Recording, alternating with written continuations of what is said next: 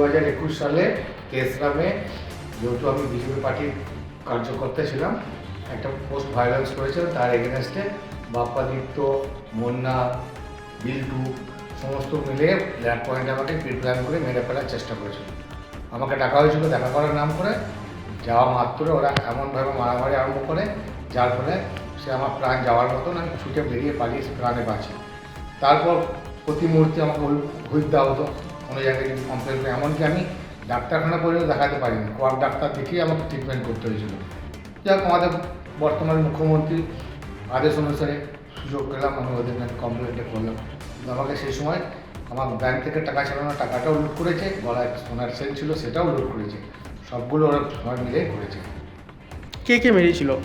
সমস্ত বাপ্পা, আপনার বিল্টু, অরুণ, মুন্নার পিয়ে বাবু, লাল সেন, ভালো নামটা আছে লাল সেন, প্রায় 6-7 জন, আরও প্রায় 50-60 জন ছিল। সবার নামটা অতটা আমি জানি না, যে কোনো নাম জানি সে কোনো নাম দিয়ে জানা। কেন মেরেছিল, ঠিক কী কারণে মারা হয়েছিল? হচ্ছে যেহেতু আমি বিজেপি পার্টির কার্যকর্তা ছিলাম, একটা সাহিত্যার বাজারে যে দুর্দশা ছিল সেটা আমি তুলে ধরেছিলাম। এই ভিত্তিতে আমাকে দেখা করার নাম করে ওরা মেরে ফেলার চেষ্টা করেছে ওর বন্দুক নিয়ে। আর পুরোটাই পরিচালনা করেছিল মুন্না।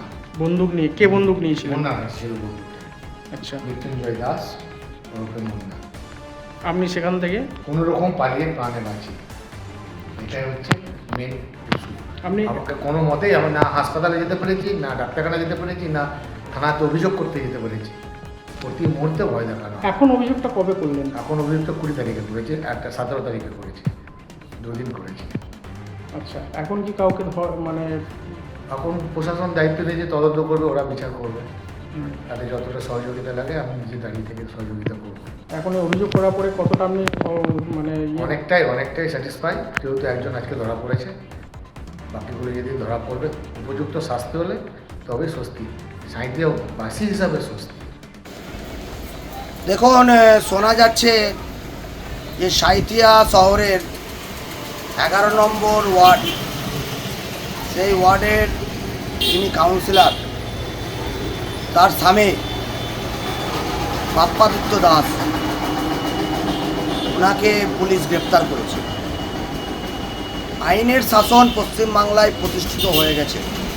শাসকের আইন আর নেই, আইনের পথে চলবে। কোনো একটা কমপ্লেনের ভিত্তিতে যে 2021-22 সালে কোনো কাউরির বাড়িতে অ্যাটাক এই ধরনের কেউ কমপ্লেন করেছিল। এরা তৃণমূলের দুষ্কৃতী ছিল। সাঁইথিয়া শহরে এরা সাধারণ মানুষকে ভূত সন্তুষ্ট করে রেখেছিল। পুলিশ মেরুদণ্ড খুঁজে পেয়েছে, আইনের শাসন প্রতিষ্ঠা হচ্ছে। তো স্বাভাবিকভাবে পুলিশের কাজ করছে, পুলিশের কাজ করবে।